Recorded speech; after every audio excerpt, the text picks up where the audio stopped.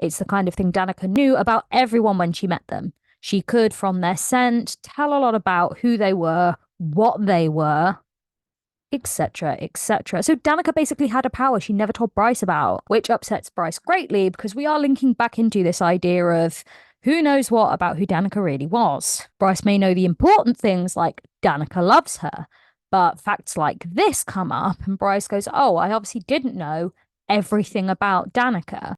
Bryce fills Rune in on everything that's been found out about this point, and as they walk into Bryce's flat, Ethan's there with a cat on his lap.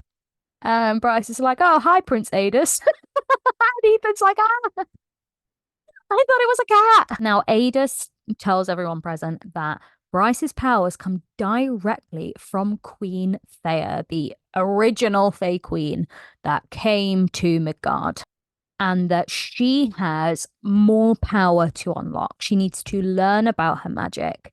And he says that the demons that the inhabitants of Midgard vilify have actually been fighting war with the Asteri for thousands of years.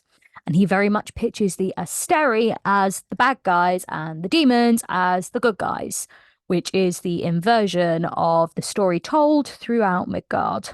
Adis says that the brave and noble Peleus, the first starborn prince, was not a good guy. He forcibly wed Helena and created Rune and Bryce's bloodline. He was not a good guy, and he and Thea were at odds with one another. Adis also makes it very clear that Bryce is the only one who can stop the war. Her magic is that important and that powerful. Girl needs to get on with figuring out how to do whatever it is she needs to do to fix whatever it is she needs to fix. Everything is still very ambiguous. We then get another reveal. Trust me, there's just going to be reveal after reveal after reveal. But this one is that grumpy, miserable cousin Cormac is Agent Silver. He's Rebel Agent Silverbow, who is working with Sophie. Turns out Sophie was his girlfriend. And he's very worried about her. Turns out he's been looking for a meal and agrees to team up with Bryce, Hunt, Tharian, Ethan, Rune, Declan, Flynn, our growing super group to try and find a meal. And if he can, Sophie. And he's joined the rebel cause because Cormac genuinely believes that everyone just deserves to be free. There should be no subjugation. We shouldn't live in a hierarchical society. But he tells them Pippa, the liaison he has with the rebel network, she is a bad un. She is not a good egg. So he basically lets them in on the fact that working with Pippa is a means to an end, the end being doing the right thing, but that she isn't someone he trusts or recommends that they trust and get closely into bed with. Now, Bryce and Ethan find some of Danica's coursework that talks about two different things: Dusk's Promise and Project Fur. They figure somehow these two things they have to do with Sophie. Sophie and Danica were working to figure things out together and that they were emailing back and forth. Tharian has found those emails, but no one seems to know what Dusk's Promise or Project Fur are. There aren't any references to those things anywhere else that they can find. While Hunt is sleeping, he is visited in his dreams by the Prince of the Pit. And this demon asks Hunt why he isn't using his full powers. He's got the halo tattoo taken off now. And the prince says, look, you need to work with Bryce to reach your full potential. The two of you need to join your powers for the sake of all of us. Yet again, instructions that are pretty much clear as mud. Rune meets up with Cormac, and Cormac suggests that Rune uses his power of telepathy, which very few people are meant to know about full stop, but Cormac is aware of, to contact a secret agent known only as Daybright. Daybright and Sophie used to communicate with each other, but now that Sophie's disappeared, Cormac wants Rune to be the one getting and receiving messages from this super duper duper undercover agent Daybright. Rune agrees and is given this little comm crystal to start telepathically talking to this stranger. And we find out straight away that Rune is really not very good at subterfuge because they meet in this ethereal other place. And Daybright hides her identity by being covered in flames. She is literally a woman made of fire. Who else do we know is very, very closely associated with fire? Hmm. Hmm. It is too many of these things to be a coincidence, really. But she pretty much rinses Rune the first time she meets him and is like, no, you don't tell me your name. You need to hide who you are.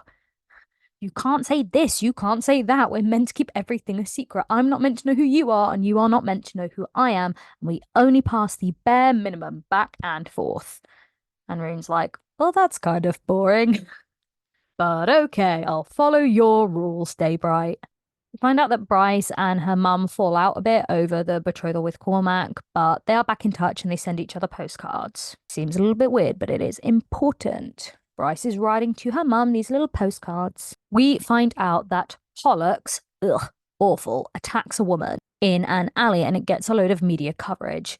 So Celestina, who has just taken on Mika's job, is instructed by the Asteri to kind of mate and partner up with another archangel called Ephraim to distract everybody. So they're going to have a wedding. Everyone's focus shifts on to our new city leader. She's getting married to another city leader. How amazing. How brilliant. Look over here kind of stuff. Celestina on the DL lets Hunt know that she was actually best friends with Shahar, Hunt's former girlfriend, who kept him a secret, but Celestina knew that they were together because she was Shahar's best friend.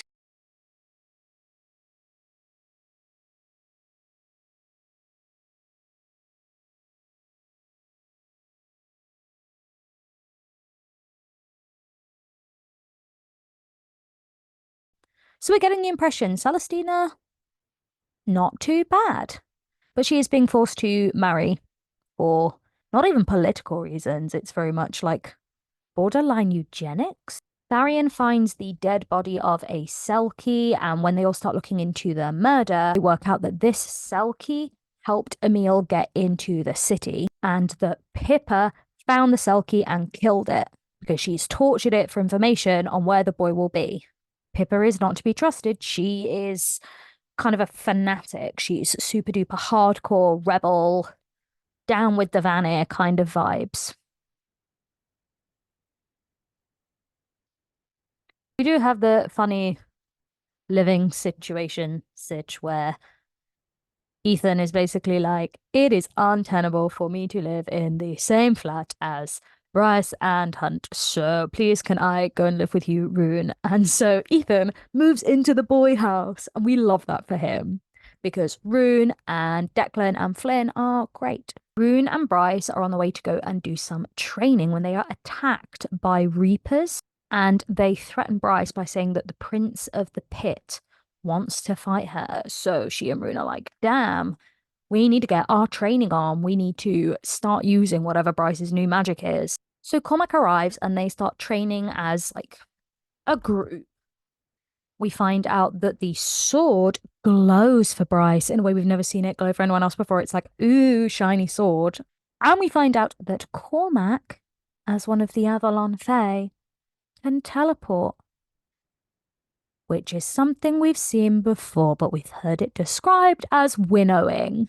Now, Rune gets knocked out, and whilst unconscious, Daybright starts talking to him and is like, man, wake up, wake up, wake up. And we realize that when Rune is unconscious, he is capable of telepathically communicating with Daybright, who he calls Day BT dubs. We also find out that Tharian is engaged to the River Queen's daughter.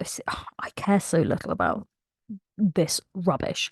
But yes, he is engaged to the River Queen's daughter because he wanted to spend the night with her and was like, yeah, sure, let's get married. And now he is stuck engaged to a woman that he wanted to bang once, basically.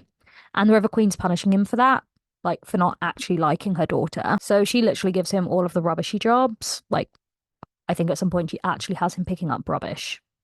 So Tharian's life kind of sucks at home. Bryce, Hunt, Fury, and Juniper, they all go to the meat market together because they reckon that's the most logical place for Emil to be or to be hidden, but they don't find anything. We also get the amazing scene of Bryce and Hunt working out together. It's It's real hot. Let's just say that lightning power. And we find out that Hunt is the kind of guy who listens to audiobooks when he works out at the gym. A bookish king. Daybright and Rune meet in their minds and they talk about the rebel plot to steal these mech suits, these weaponized, think Pacific Rim kind of outfit things. And Day balks a bit when, as they're talking, it's kind of revealed that Rune has to be quite an important person. He's got to be of a very senior rank. And she kind of balks at that and it's like, wait, what? Like, I know we're not meant to know who each other is, but you don't like you're actually an important person. And Rune's like, maybe. Bryce heads Bryce wants to go and meet with the Underking because the Reapers that attacked her and Rune, she reckons he must have sent them. The Reapers live over in the Bone Quarter. They're all to do with death and grimness. And it is in fact Baxian who says to Bryce, that's the most stupid idea anyone has had ever. He says to both Bryce and Hunt, don't do this. This is moronic. And neither of them listen to him because they do not trust Baxian. So they go over to the Bone Quarter and they summon the Underking and he is ticked off that they have summoned him. He tells them he didn't send anyone after them. It must have been the Prince of the Pit who did it. And the Underking reveals to Bryce that everyone has been told lies about the Bone Quarter. And this is where we get one of the worst reveals. Awful, awful. And I'm going to mention a little bit of a theory as well. So the Underking reveals that, part of living in Lunathian and Midgard as a whole is that when you do something like the drop, a little bit of your power is donated to the city, right? And some of the dregs, that's how Bryce ended up being so powerful. But the Underking reveals that that's not 100% what happens, and that quite a lot of that power is actually siphoned off for another purpose. And that when people die, their souls have all the power that was left in them.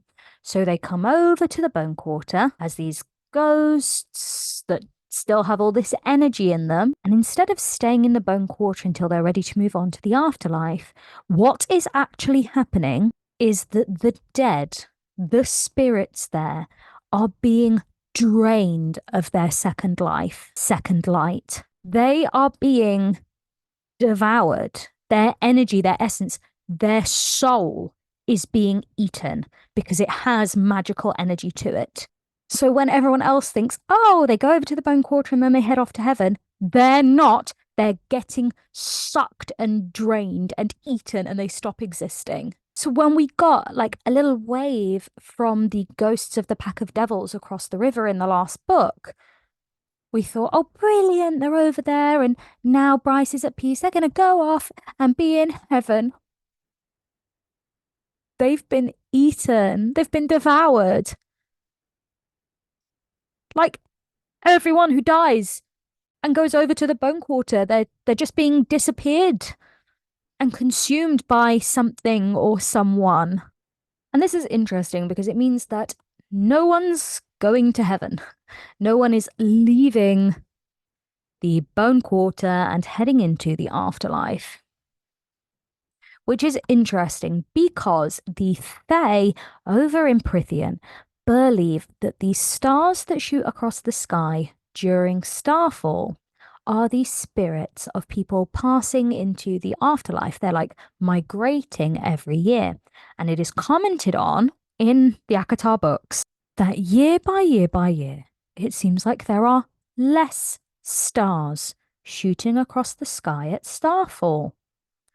Now, I'm not saying these things are linked, but we've got a theory about dead people and these stars and their dwindling amounts. And then here in Crescent City, we hear that the souls of the people in Lunathian who die, they're not making it into the afterlife. They are being consumed instead. It's just really sad. And these two things, one may connect to the other, we don't know.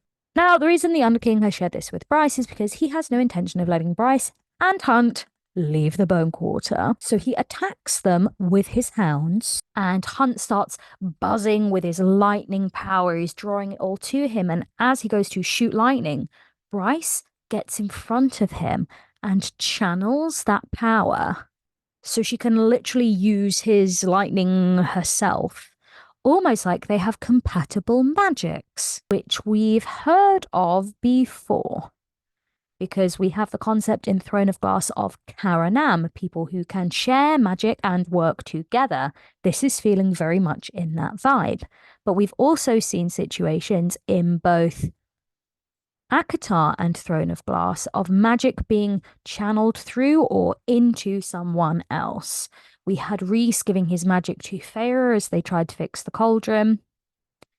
And we had Dorian giving magic to Irene and pushing through her to defeat Erewhon back in Kingdom of Ash. And we're seeing a very similar situation with Bryce and Hunt. They are working together and pushing magic through into Bryce, which is really cool. The two of them manage to get away, and Tharion helps them get across the river. And as if this isn't enough reveals, I mean, they're just going to keep coming, guys. Just bam, bam, bam, more, more, more. We find out that Murdoch, this really, really, really bad wolf guy, he is in fact Danica's biological father. Bryce finds out that Danica knew who her dad was and didn't tell Bryce. And that Danica's dad is a bad guy. Like, bad, bad, badden. And it is obviously from Murdoch that Danica's got her bloodhound ability. This guy Murdoch, he tries to like get Rune and Cormac and Ethan, like he attacks them, but Cormac can teleport, so he gets them all away before Murdoch can grab them. It's all been a lot for the boys, so they go and have a cheeky drink. They go to the pub. But whilst in the pub, the Hind and the Harpy, two members of this bad guy squad, come across them, and they are horrible. They're trying to wind the guys up. They're making digs. And the Hind says, as they're all in this pub, you know, it must be really hard for Ethan. Like, how does he reconcile, you know, being friends with Bryce again? Considering the fact that he's in love with Bryce and always has been, and he was really resentful of Connor for, you know, liking Bryce as well and wanting to be with Bryce, and then Bryce showing interest in Connor, and Connor died with Ethan kind of resenting him, and it was all about a woman. It was all about Bryce. Ethan's in love with Bryce. And you're reading it, and even Rune's like, well, this is awkward. Basically, Ethan met Bryce first, and yeah, that's always been a thing. And now Rune and Cormac know that Ethan has this massive unrequited crush on Bryce. Oh, it's awful. And we also don't know how the Hind ever knew that, by the way. That's not explained. But Homegirl uses it to cut deep. Celestina throws this big party for her betrothal, and Hunt bows out early to go be with Bryce, which he is definitely going to be punished for later. Turns out Ethan has been told about what Bryce and Hunt have found out about what's happening to the spirits of the dead, and he is in bits because he's just found out that his brother's soul hasn't made it to heaven. It has been eaten. And Sabine makes it all worse by turning up. We hate Danica's mum. She comes, everything is stressy, so Bryce is like, Hunt, get here quick, drama is afoot. But Baxian turns up, he follows Bryce, and that is the thing that gets Sabine to run away. And we're all like, oh, why is Sabine being funny about Baxian? Ethan asks Tharion to take him over to the Bone Quarter so that he can know for sure if Connor has in fact been devoured. And Tharion says no, because that's stupid. He's not going to the Bone Quarter after what's just happened. So they go and visit a mystic. They go and visit. This guy's so creepy, but he has all these women floating in tubs, and they're basically looking out across the universe to divine things for a price for people. And instead of, contacting Connor or getting any answers about that, the guys accidentally end up talking to the Prince of the Ravine. He gets all annoyed that he's being like rung up through this interdimensional phone call mystic system, and he tries to take the mystic's soul, and everyone freaks out.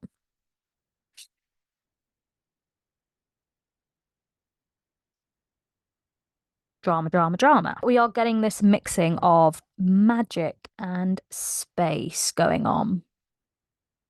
Oh, we then have a little bit of drama with Bryce and Juniper because it turns out Bryce has used her princess title to pull some strings and get Juniper apart in a ballet. And Juniper's furious because she wanted to get the role on her own merits, but Bryce did it because she knew Juniper wasn't going to get the role because of politics or whatever. It's drama for the sake of drama, but Juniper kicks off and has a massive go at Bryce, and now Bryce is feeling really sucky. Bryce, Cormac tries to teach Bryce how to teleport, but it's not going very well. Bryce then actually finds some footage of Danica reading a certain book when she's at the store. So Bryce says to Jezebel, "Oh, Jezebel, can I find out what book it was Danica was reading in the store?" Like, Danica's not a reader, like, by any stretch of the imagination. And when Jezebel gives her the book, it turns out within it is Danica's wolf family tree. The family prime werewolf lineage. And Bryce realizes obviously Danica was looking into something to do with bloodlines. She herself was a bloodhound and could find things out about people's heritage. I need to go talk to the Prime to figure out what it was Danica was looking into, because it obviously had something to do with her family at some point. So Bryce goes to visit the Prime, and we get a very cool reveal because the Prime tells Bryce that werewolves and the other shifters in Lunathian and Midgard, they've forgotten their history. They have forgotten who they are. And he reveals that they're not like werewolves, shapeshifters at all. They are merely a different kind of fae to Bryce and Rune, and that they were fae who had two forms and could move between one and the other. They could turn into animals, they could be fae, but that they have forgotten all about that they once had magic. Like, they've become so focused on the shape shifting that now that's all they are. But they were once upon a time fae that were just as powerful as the current fae on Midgard, but they could also turn into animals. Now, we've talked about how the fae in Midgard are very similar to the fae of Prithian. But now that we've heard the Prime describe the fact that, the shapeshifters we've got on Midgard, they were a kind of fae once. They're descended from fae that could turn into animals. We are reminded of the fact that the fae in Erelea, the fae of Throne of Glass, like Rowan, like Fenris. Danica's name is Danica Fenris. They can all turn into animals. The full-blooded fae have animal forms in Throne of Glass. So, isn't that a coincidence? Or not? And just as she's about to leave after getting this amazing reveal, she lets the Prime know that Ethan's been kicked out of the pack. And the Prime's really surprised because no one's made him aware of the fact that Ethan has been given the boot and he is now living on his own as a lone wolf outside of pack territory. As I said before, Hunt needs to be punished for leaving the party, so Celestina basically grounds him and says, "You're not allowed to go and stay with Bryce.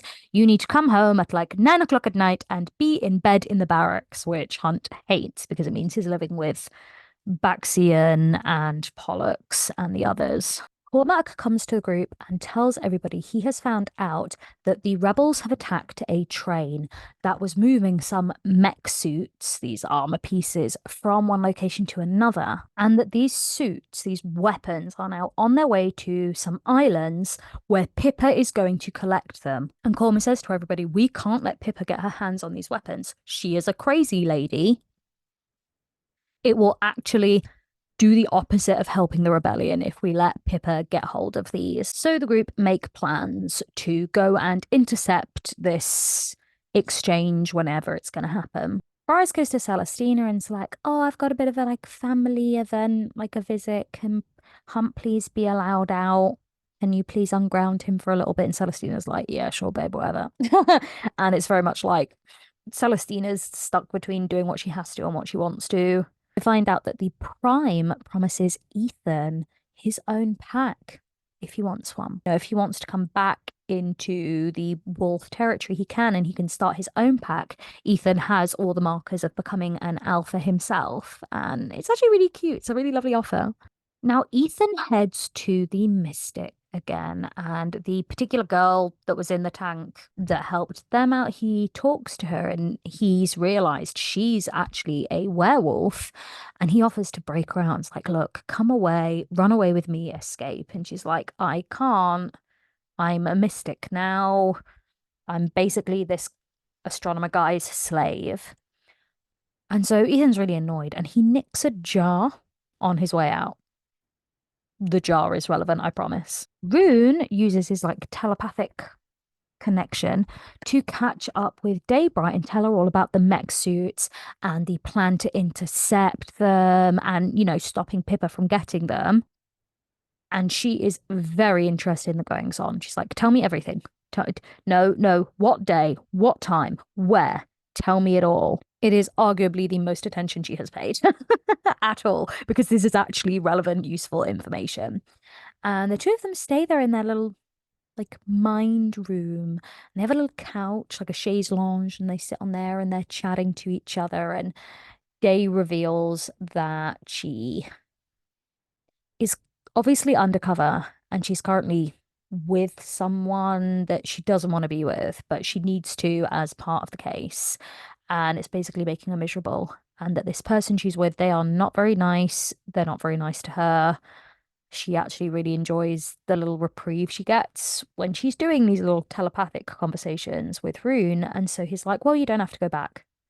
You don't have to return to your body. Why don't we just stay here and chill for a bit? And the two of them end up actually falling asleep in their little mind room. And I'm not gonna lie, I actually think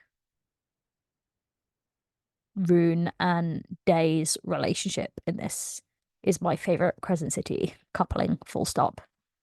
Like, it's really good.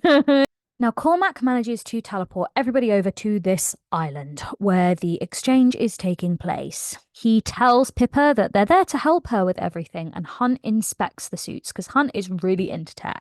And he finds out that they are made out of kind of stone that absorbs the first light power. Pippa wants them for the human rebellion so that they can go and kill a ton of Vanir in the fighting. And everyone's like, yeah, absolutely not. And Hunt blows up the machines with his lightning power. The whole thing is a disaster. Bryce kind of blinds everyone with the light and they get onto a boat. They start to escape, but it's going horribly. And when they look up on the cliffs above them, there's Baxian. He's in his like dog form because he's a dog shifter. And he warns them, guys, you've got to go now. You need to escape. The Hind is coming. So we have the Hind and the Harpy turn up on jet skis. And can we just say, it's so camp. I love it. They're the baddies and they're on jet skis like some James Bond villains. While the others are literally like, at this point, they're like floating in the water, really far away from anything. It's really not gone well, their escape. And the Hind threatens to out Hunt as a rebel sympathizer. But they're all like, ha ha ha ha. You guys are stuck out here in the middle of nowhere. You're gonna drown and die. So they go off on their jet skis, but just as they're about to drive off, the Hind, for a second time, drops a stone in the water, just like she did with Sophie at the beginning of the book. And our guys are there, in the middle of nowhere, like in the sea, panicking, thinking, look, we can swim, but we're not that good swimmers. Oh my God. But then, from deep, deep, deep below the sea, a submarine comes and picks them up. And no, I'm not kidding. It is honestly like that bit in a series of unfortunate events where there's just a random submarine and you go, what? That might be too niche a reference for people, but that was a good one. Actually, I'm quite proud of that. So with this dramatic random submarine. We cut back over to Ethan because Sarah J Maas likes doing that. Really cool reveal, cut away from the drama. And we find out that in this jar Ethan has stolen, there are in fact little gems, little balls, and they break them open, and trapped inside each of them is a fire sprite and a dragon, like an actual literal dragon. She's been shrunk down, like trapped in these magic gems. And obviously Ethan frees them. The guys free them at the house. And the guys are like, oh my God, we've now got some little fire sprites and a dragon. And Ethan starts talking to Ariadne, the dragon that he's just released, about the astronomer and the mystic. And Ariadne's like, do not go back. Do not go back. There is badness there. Ethan, stay well away. Thank you for saving us, but don't go over there. And Ariadne reveals that she can't fly. She's a dragon who can't fly. It's all very confusing, but the guys have accidentally freed these girls. And I love that for them. My man Flynn, his flanter with Ariadne, we love it. We love it. I want something to happen there. I also love the fact that when Room finds out that this has happened, his first thought is for the insurance. Like their house insurance. He's like, fire sprites, a dragon. Our premium's gonna go through the roof. A sensible king, Rune Dannon. Anywho, we find out that this submarine that has saved the guys out at sea is run by a group of mer people who run completely separate from like the River Queen and all of her mer people like Tharium.